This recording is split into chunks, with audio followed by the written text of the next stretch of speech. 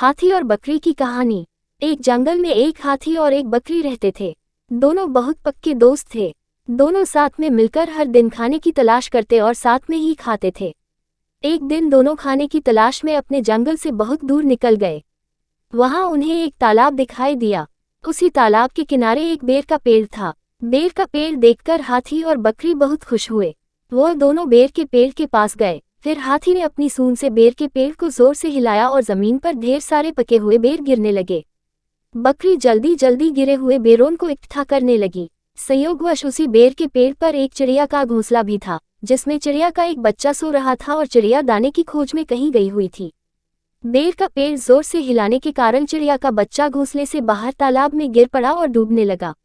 चिड़िया के बच्चे को डूबता हुआ देखकर उसे बचाने के लिए बकरी तालाब में कूद गई, लेकिन बकरी को तैरना नहीं आता था।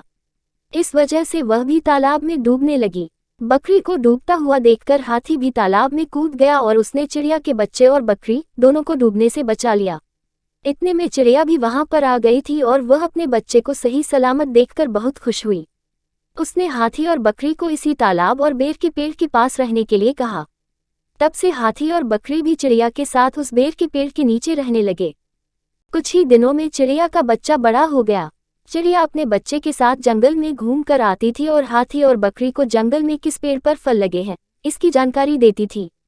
इस तरह हाथी, बकरी और चिड़िया मजे में रहते और खाते पीते थे। कहानी से सीख, हमें किसी का बुरा नहीं करना चाहिए। अगर हमारी गलती से किसी को परेशानी होती है तो उस गलती को सुधारना चाहिए और मनमुटाव दूर करते हुए एक दूसरे की मदद करनी चाहिए।